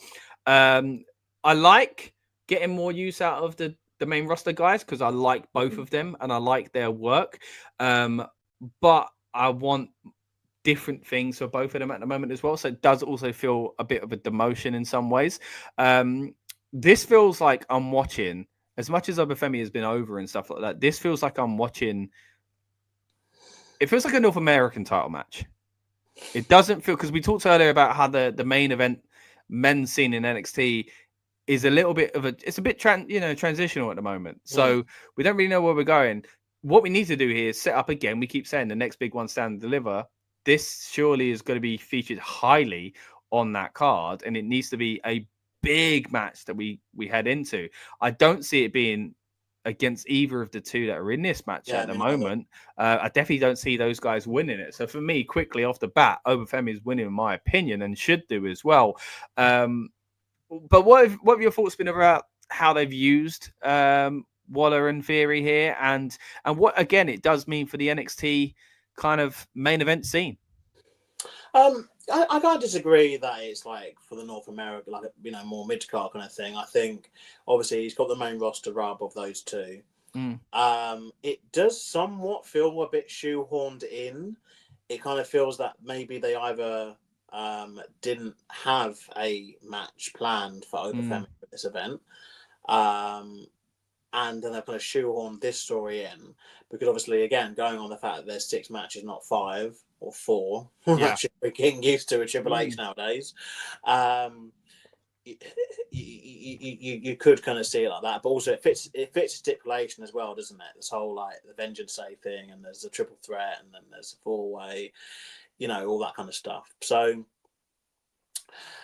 I think that again, this is the other opportunity for this new stable to make an impact. And again, this new stable, it does seem like, there's several reports about who may or may not be in it. Ricky Starks was rumored to be in it at one point. Dion Lennox, who's been wrestling there, and several different people have been rumored to be part of it. But potentially this could be where we see the stable target. Again, I'll stick right to the point. I think Oba Femi is winning this. Like, that's the most certain prediction I'm going to make in the episode of this. But potentially that's where his next feud lies. Or, like I said, we do have 8 weeks to focus on getting the next person for Oba Femi. I think as well, this has been done off the basis that although he has been villain, his reception and reaction from the crowd is as a babyface. It seems no matter what they do, people would want to cheer him. Because of the kind of athlete he is, I guess. He's one of those where you just want to see him throw people about. You want to cheer for it, and it's easy booking. You just find someone annoying, and you got 2 of them in this match. He will throw them about, but I don't know. I think sometimes it's okay, like, to have this kind of, cooler off kind of match. Then you can go on to like something bigger at the next event. Which, to be fair, like some of the other matches may be suffering from being too big for this one and needing a resolution next month. Whereas this one is actually the other way, where we're saying we're both kind of thinking, well, actually, this is actually quite a muted match. It's just big enough for this. But it's like if it was big, like if it was, let's say, it would play John Cena, then we're like, well, where are you going to go next month? Already gone. But I do think it does just show there is that kind of lack of main event kind of guy. They tried. I think that's where, again, going back to where NXT got a bit stale at the tail of last year. they were trying with the wrong people, like Ridge Holland. Like he's not going to be the main guy. Like, you know, as much as maybe people will be like, oh, he's had the main roster, who done this, done that. Like he's just not. Like he comes out to crickets. You know, it's that experiment's failed. Sean Spears obviously getting injured. Probably didn't help his case. They've obviously moved Ethan into this year with Jevon. Away from the belt. So there's, we are kind of, I guess, you know, hoping we will see who will be the next challenger for Oba. In terms of the match, though, I think this is just Oba throws them both around. I reckon they will do the whole work together and then it will backfire kind of shtick that we see in these kind of triple threats, which I'm not kind of insulting. I just think, you know, that's just the match we're getting. Yeah. But yeah, like, and that's partly why I guess if it does go on last, I think this is where I think the stable kind of there'd have to be a surprise. It doesn't feel like it's enough of a main event by itself. Whereas a women's one, I think, even if Giulia is going to retain, if that's the end of the show, and you want Giulia retains, you know, they can do fireworks or whatever, fair enough. I still think that's a big enough moment, because I think in that match we're still most likely going to get moments between Roxanne and Bayley, and Roxanne, Cora, and maybe even Cora and Giulia, to show us where we're going with that division. And I think it'll be a very solid match anyway. So you've got the fact that it's going to be a very good match with good angles, main eventing a show. Whereas I think with the men's side of things, I think sadly the match will kind of just, it could surprise. I'm hoping it surprises us, but I do think it will be a generic kind of triple threat that happens with this kind of stuff. And Oba will retain. And if the end of the show is Oba just retaining, I guess the only thing you could say is they want us now to watch NXT on Tuesday, so obviously then find out, you know, where they're going with Oba next. Because one would imagine that, you know, Waller and Theory are going to show up on Monday Night Raw and just act like nothing's happened. Yeah. Well, you know, just mention it a couple of times and that'll be it. I guess there is a possibility that let's just try and say maybe Oba Femi's losing the title, right? And therefore one of them wins. It is, to be fair, a possible storyline where you do get, which you would imagine would more happen with the US title, but they're clearly not being used that way in the main roster.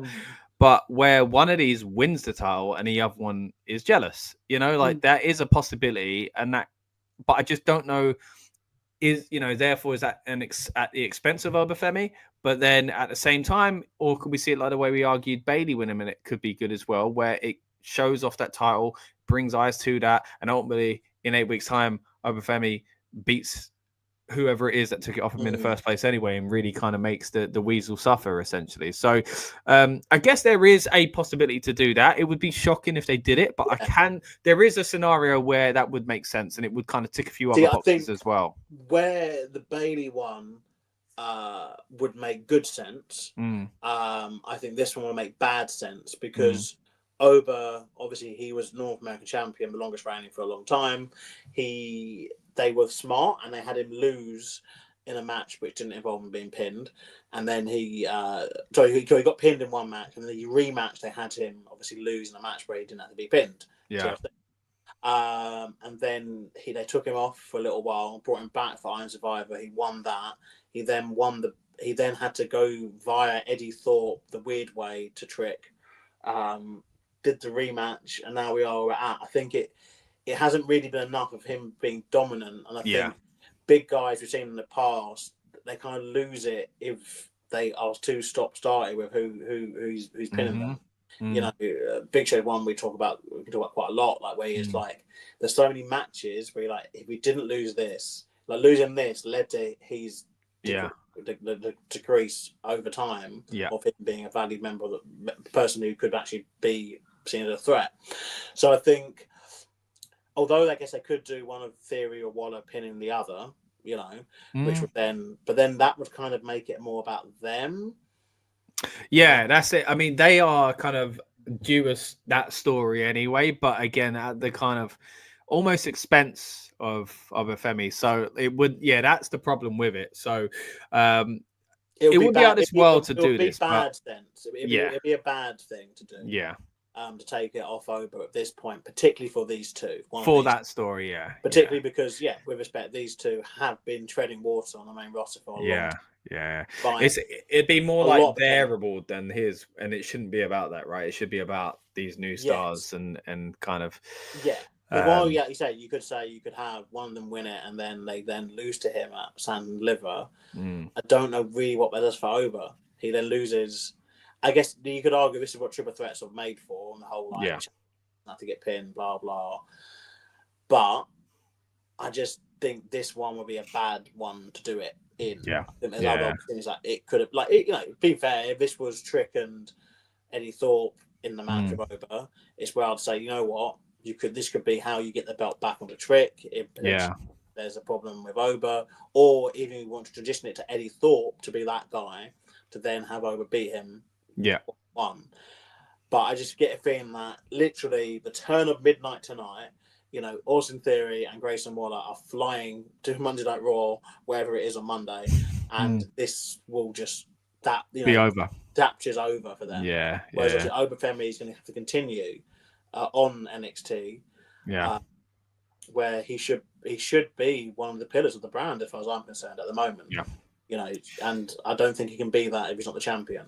But it'd be interesting card placement for this one, the strap match, and the fatal 4-way for the women's belt. Yeah, I'm very interested in. I believe, and I do feel the women should main event tonight. Yeah, fatal 4-way. I believe that's the most entertaining match, and the one we've got so many outcomes. We spoke about at the top end of this. If you are kind of watching this on catch up, or whatever, we spoke about the match much earlier on. And we spoke about it in great detail, but I wouldn't be surprised if the men's one does just go large. Because again, Oba is infinitely over as well. So, yeah, and it's a big deal when he made his return as well. So they clearly put a lot of stock in him. I mean, clearly, needless to say, he's the NXT champ, but yeah, it's not. It wouldn't be super surprising. But I think at this moment, the way the storyline's going, and as we say, all the scenarios in the women's, that would make a bit more sense in a deserving way as well. Going to quickly get some more comments here as well. Casper says, know some of the stars in NXT, but don't really watch NXT anymore. I heard some conflicting reports about pulling WWE from Netflix. I like Netflix and getting used to it. No, I mean we're not losing it anytime soon, Casper. I don't think you have to worry about that. It's been good. It's still got its problems. There's still things I wish were on there that aren't.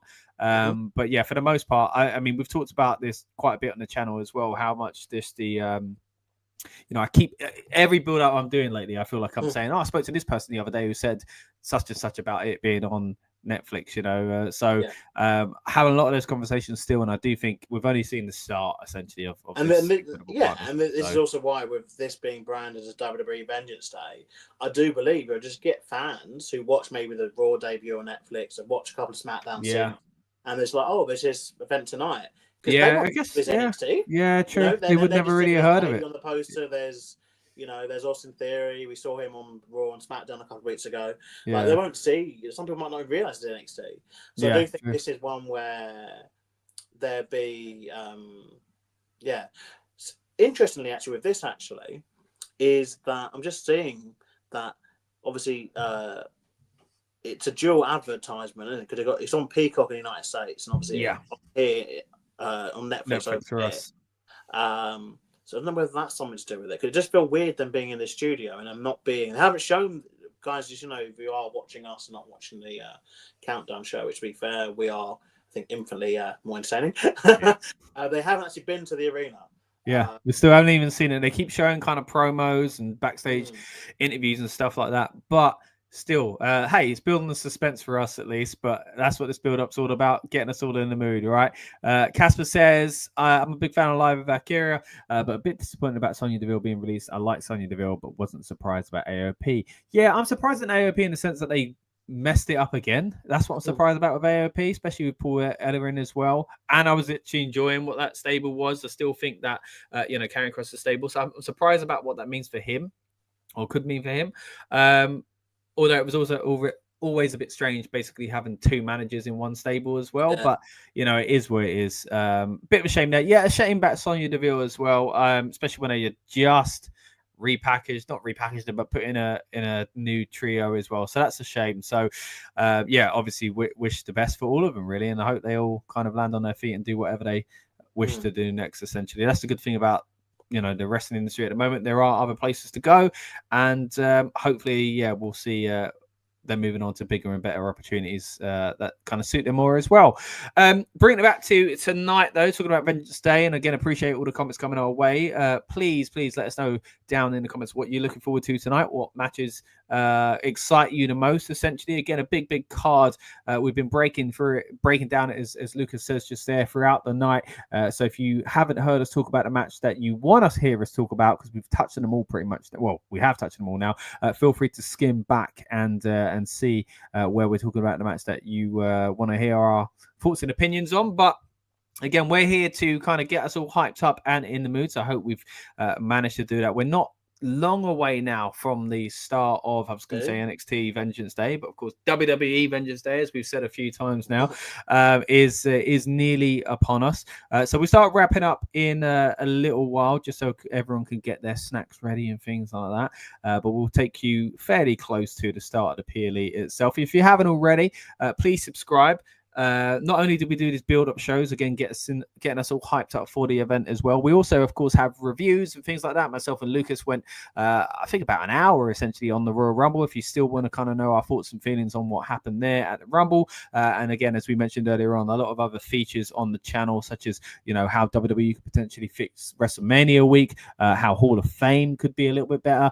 Look, it's not all negatives as well. I've had great features on this channel talking about how Rey Mysterio became a Hall of Famer, for example. Bayley being featured on tonight's show. Well, I've had a great opportunity to chat to the role model herself. So if you haven't already, check out our interview with Bayley. We've also had the privilege to interview the likes of Rhea Ripley, members of Imperium, had great conversations with Finn Balor and Bianca Belair in the past as well. It's not just interviews and features like that, though. We also have watch-alongs, whether they be up-to-date shows or classic PLEs such as SummerSlam 2003. It's all on this channel. So again, if you haven't already, please subscribe. And again, I'd love to know, guys, what you're most looking forward to and how this leads into. We talk about the main roster quite often, in this period. Of course, how does this lead to the road to WrestleMania? How does this lead to the road to Stand and Deliver? It doesn't have the same ring to it, don't get me wrong, but we'd love to know your thoughts and what kind of, what could happen next here as well. And I'm going to ask Lucas a question relating to that in just a moment. But first of all, Casper's comment said, has Isla Dawn been released? If so, what's going to happen with Alba Fire? Yeah, rumors that she kind of put it out that she had. Well, she said about the what is it she tweeted? Idon has been released, but so she suggested that it seems to be out there. Alba Fire not. Hey, cheap plug, we interviewed her on this channel when she was known as Kaylee Ray. Go check it out. But yeah, real shame. I really enjoyed that team. Mad how they gave them the tag titles and did nothing with them since. Really strange. They were doing great stuff in NXT, to be fair, as well. So they were in NXT literally like about a month ago. Real shame. But let's bring it back to current affairs again. Let's go back to Vengeance Day itself, Lucas, and what might come out of it. Again, we talked about Oba Femi likely to be walking away with his title still around his waist. And with that in mind, who do you think ultimately does step into that role to challenge him at Stand and Deliver? If you had to pick someone right now, who would you say? That's difficult. I think it's gonna have to be someone new to the brand. Yeah. Like a surprise or something tonight, right? Yeah. Can I throw a name at you? Yeah. Right. And I don't know if they would do this, but this is someone I would love to see go back to NXT. Miro, aka Rusev, because he's apparently not tied up anymore. Aleister Black is another one, of course, as well. I do think Aleister Black going into the main roster would kind of make more sense. But Miro, or Rusev, whatever you want to call him, when he went to AEW, the feeling was that he might finally get that role that we always hoped for him. And he didn't. He's gone backwards. So I really do feel like going back to WWE the main roster might not be the right decision for him at the moment, and putting him in NXT actually could be very good move for him and for NXT. So I'm not sure if this is where he'd factor in, but yeah, that's my but it does fit that mold of like what do we do? Like who do we get? A big name like that, and we could potentially be see a shock like that tonight. So yeah, what are your thoughts? It depends what they're trying to like do with the belt. I guess I think I'm going to assume they will want Oba Femi to still be champion past Stand and Deliver. I generally think that he's got to be being seen as like the new face of the brand, and they want to push as much as possible. And so there's a few options really. Like you either have to build someone up from the current crop, we've spoken about. There's kind of like this lack of them at present, though one could obviously be made quite quickly. There is obviously 8 weeks of programming between this event and Stand and Deliver, or you call someone over, whether it's someone new or whether it's someone thing. I'm going to throw an odd one out there. And it's odd, but it's not that odd actually when you think about it. I'm going to throw someone around. I'm going to throw a name there that I just still don't see how they haven't managed to book this guy on the main roster. Omos. As bonkers. I mean, it'd be a different kind of main event. Needs to keep proving that he is like the big guy. He is he is the dominant force. Would it damage Omos though? Because they've sent him away to kind of build him up, I guess, skills wise, and to bring him back. Damage Omos at this point. Like damaging it is not having on the show. Full stop. I think obviously they built him up for Lashley and for Lesnar previously. I think that if it is just a case of they need to give Oba Femi like this big moment, this big kind of like title retention, like I think Omos would fit that bill, because I think people would, in one of those where people would fear him becoming the champion, and would tune in to see that he doesn't. It's one of those, isn't it? I don't know, man. There's a lot of Homo sapiens out there. I'm a bit, especially on this channel. I love it. I love it, and I still just think, how are you not booking him, like finding a role for him on a show? You've got 3, 6, 8 hours plus main event, 9 hours of television per week, and you can't find like 2 minutes, 5 minutes for Omos to be on it. Like it doesn't make for me. Well, they sent him on excursion, didn't they? And then he won a tag title, and then they brought him back for like a media thing at Rumble, and then they didn't use him around the Rumble. So very strange. Being the Rumble match, you'd always just think he's one of those obvious kind of the typical kind of throw out the big guy. But they didn't call him back for that. But they must have called him back for something, but I don't know what. But there was a lot of talent on NXT, and again, the only thing that opens up is this stable. I don't know if you've seen the silhouette, Scott. Of the stable. Okay, well, they have shown the last few weeks on NXT. They've shown clips of this group throughout the broadcast. Most predominantly at the end of this week's episode and the end of, I think, the week before. It's a group of 4 people. One of whom looks like Dion Lennox. Who Dion Lennox has been on NXT and not really been up to much, being deadly honest. Okay, I've got it up now, so I'm looking at it. Okay, yeah. And people thought that Ricky Starks was one of them because of the point. Yeah, I could see which one you would imagine is Ricky, but we've seen him show up now as well. So yeah. So in this stable, and it's a case of who is leading this stable, and they have been confirmed as debuting tonight, by the way. Right. Okay. But where? So it's not. Yeah, it's like, where do you put this? Yeah, like where do you put and even like going back to Ricky Starks, because it's still possible that because again, taking it back to Scott Hall showing up, he showed up on his own and then was like, here's my group. That it is possible that he is part of this group as well, because maybe he'll show up you got to feel like maybe he'd show up tonight as well, because I mean I was actually surprised they didn't hold out until the PLE to bring him in, but yes and no. I kind of think how they're doing it now is their awareness of the outside world is what we're seeing. And it was so quick. And again, I said how great that was already. Didn't have any idea, like towards the end, about this outside world. Or he kept it very much in that bubble, didn't he? Like, we're the WWE, this is what we do, and we focus on. We don't care about the outside world. Yeah. And while there is good to that, there's also a lot of bad. And Triple H now really cares about this outside world. I mean, that clip of ISO Speed getting speared is now like one of the most viewed clips in history. Hit like in terms of everything that ever happened in wrestling, all those amazing moments have been eclipsed by that clip of ISO Speed getting speared. By Bron Breakker. And I think they're very aware of it, and they're very aware that, you know, end of the day, everyone in the world knew that Ricky Starks' contract had been resolved by AEW. He was a free agent.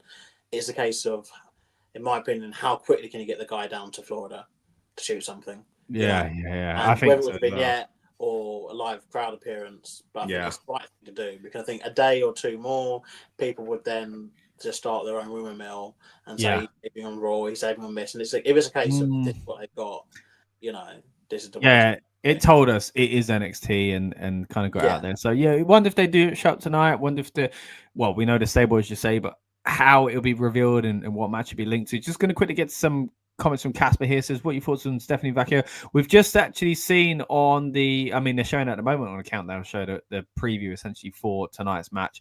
If you missed it earlier, buddy, we were basically saying we can see why WWE want to push her, and she done an incredible kind of coup really to show up in WWE in the first place, and we feel like this is potential for her to be crowned and rewarded for that tonight. So there are general kind of thoughts. If you do want to know a little bit deeper, obviously after this, feel free to skim back to us talking about that match. While we were previewing the match, of course, I do know that a lot of people do tend to watch our build-up shows after the fact to kind of look at some of the other conversations we dive into as well. So we have spoken a bit about Stephanie already, but just to recap again, both pretty much on a high for Stephanie. See your comment here about Joe Hendry. Says, I think Joe Hendry is great, but did you hear the return of Fandango? So two names there. Of course, Joe Hendry, potential to show up tonight. I think more likely at Stand and Deliver, because it's kind of that crisscross promotion at a very busy time in the calendar. Sorry, that would be, going back to your last question, someone else maybe who could win the what, TNA champ versus NXT champ? Oof, at Stand and Deliver. Can you imagine that? I mean, how they book it, I mean, again, that could be a pod in itself. They could do, obviously, I think that if they were to do Stephanie against Giulia for the women's side of things, then they could do big matches. They are big matches. It's a big pay-per-view, though. And I guess, that's true. Going based on the fact that they are wanting people to go to this in a nice possible way, knowing that some of these people could miss the start of WrestleMania because obviously wherever this arena is, it's got to be big. There, you know, I think they are going to want to stack this and be like, you know, this is a show worth seeing. There's a lot to, and again, we will get just, you know, like we do these stuff for. I guess now we can say every WWE event, because this is a WWE event. We're trying. We will be doing stuff for the Chamber next weekend, obviously, and we will be doing a lot of content. We warn you, a lot of content when it comes to WrestleMania, as it is obviously the kind of peak. And if you like this kind of stuff, obviously, like I said, there's loads of stuff you can watch the channel, and we always appreciate. Joe Hendry, he's made a lot of claims, isn't he, in the past couple of weeks? He wants to face John Cena. Yeah, he's putting it out there, man. Mania, he wants X Division at Mania. But yeah, I think that's great. He wants to be DLC in the game. I don't know if you saw that. So, like, fair play to him, man. May as well, isn't it? Now you think, who's the other name Casper mentioned there? So Fandango. I loved it. Yes. I was always a big fan of the old. I was there when that happened, by the way. Spontaneously, you know. Yeah. Fandangoing. So strange. It got into the UK charts. Like it did. They played it at Everton. I remember as well at Goodison Park for some reason. It was just massive. It was absolutely massive. But yeah, I loved seeing him back recently. And again, it's that kind of modern thing of how they mix the two kind of WWE products and non-WWE together, because he is doing things elsewhere. This is what makes it interesting. The one I do want to see, just based off this, is how they would treat Dolph Ziggler. Yeah, because Dolph Ziggler with Nick Nemeth and with his brother and stuff in TNA. Yeah. But would he then have to come back as Dolph Ziggler? You know, to WWE circle? And generally, you know, I think Dolph's doing fine without WWE. Yeah. He had enough paychecks from them. He didn't probably need to be back there. But I genuinely want to see how it's done. But I thought it was done the right way with Fandango. Yeah. But again, as much as Dolph wasn't like, you know, the main guy, there is obviously a disparity between him and where he was and where Fandango was, particularly towards the end. So I can see it made sense to have him come back as Fandango, but then challenge the match as JDC. It's very interesting this because obviously it's a bit like debut of Raw debut on Netflix when they were using the performers' real names. But I think it's one of those now where again there's that knowledge of the fan base that when people go to other companies they change their names. Yeah. But again, does this now open up the fact that people we spoke about who are recently been released, can they just go to TNA? And then squeeze back in. Yeah, and other squeeze back. Well, that's the thing we've seen it. Like, yeah, true. We have seen people kind of leave and come back. That way round. Yeah. But they're showing. Well, the pre-show is actually countdown show is probably about to end. They are showing stuff. We will get out very soon. But yeah, like I think, Joe Hendry would be a good option coming up. I mean, it'd be WrestleMania weekend worthy headline match, wouldn't it? So just a simple NXT versus TNA element as well, because it's at some point got to lead into that a little bit more, I guess. So be interested to see what they do there. Before we do wrap up though, Casper says, do you ever want to see do you ever see a return of Breezango? We saw, I mean, that was NXT as well for quite some time, so you know what, anything's possible at the moment. Well, Tyler Breeze is working though, isn't it? Yeah, like he seems to have kept a good relationship with them as well. So like even when he left, he was still kind of hopping up on certain things. So yeah, good. Yeah, hopefully we will. I mean, these are performers that I've always really enjoyed. So yeah, why not? But that does bring us towards the end of the show. Again, this has been your build up to WWE Vengeance Day. No longer just NXT branded, of course. And again, that might be a key indicator as to what WWE see for NXT's future. Not necessarily saying we're getting rid of the branding as far as NXT goes, but maybe more aligning with the rest of the PLE content that we do see, especially in this period where you have a stopgap between the shows as well on the main roster. So this time round, of course, we've got Elimination Chamber not far off though. So as Lucas said, we will be back covering that in depth. We're going to have our predictions, not just on here, by the way, guys, on our TikTok and other social media sites. You can find us at RN Pro Wrestling. That's a Rebellious Noise Pro Wrestling channel for us here. And as we mentioned earlier on, plenty of other content for you to sink your teeth into as well. Whether you've joined us tonight for the first time, the 5th or the 95th time, we really, really do appreciate you. Really been great to chat NXT with you, Lucas. I'm glad NXT is getting to a point where it's forcing us to talk about it, which is exactly what you want to see. And again, it kind of puts us in good stead ready for WrestleMania week. As if we didn't have enough content already, now we've got to try and squeeze in some NXT content as well. We did it about 2 years ago. I did Stand and Deliver. I did a build-up, watch along, and a review as well. So hopefully this year we'll do the same, and of course all the WrestleMania content around that as well. But as we say, before that, we've got Vengeance Day tonight, and we've also got Elimination Chamber next week. So stick with us on this channel. Would love to have you back with us on the next build-up show next week for Elimination Chamber. 2 weeks. And before we do get out of here, Lucas, have you got any other points you want to make? No, that's it. Let's just enjoy the show. Obviously, guys, if it's your first time watching NXT, maybe ever, for some people, I'm guessing. Or thank you very much for your comments, Casper, tonight. You kept us company, like we have you. Or if it's your first time watching NXT since the Black and Gold brand, please just watch it, enjoy it. Like, it is different. It is different, but I think it's good different. And I think it's something, is worth giving it a chance. And this obviously being the kind of precursor to their big pay-per-view they do, Stand and Deliver, obviously on WrestleMania weekend, is a good time to get on we need something for it. There's like Road to WrestleMania. There's just tickets. It's to prepare to stand and to prepare to deliver.